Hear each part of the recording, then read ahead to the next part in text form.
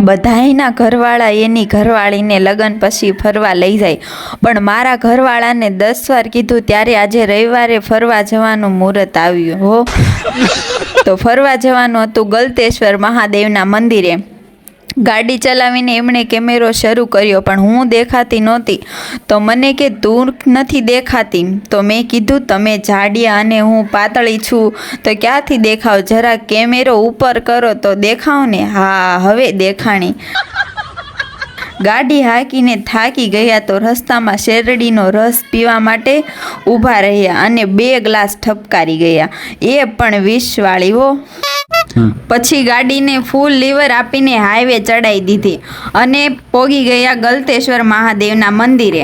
મંદિરે અદ્ભુત નજારો હતો હો, પણ જેવો વિડીયો ઉતારવાનું શરૂ કર્યું તાતો તડકો મળ્યો લાગવા. મેં કીધું બહુ તડકો છે, હાલો ને છાંયે જતા રહીએ, ત્યાં વિડીયો ઉતારીએ.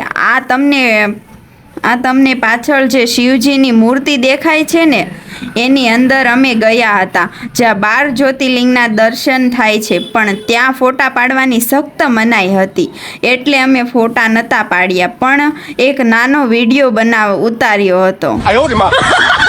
પછી અમે મૂર્તિની થોડાક નજીક આવીને વિડીયો બનાવ્યો અને શિવજીના દર્શન કર્યા, પણ તડકો એટલો બધો હતો અને ત્યાં પગમાં ચપ્પલ પણ નહોતા પહેર્યા, એટલે અમે મંદિરના ખુલ્લા મેદાનમાંથી બહાર આવીને છાંયડે હિંચકો ખાવા માટે બેસી ગયા અને મારા હાથમાં જે કિચન દેખાય છે તે અમે ત્યાંથી લીધું.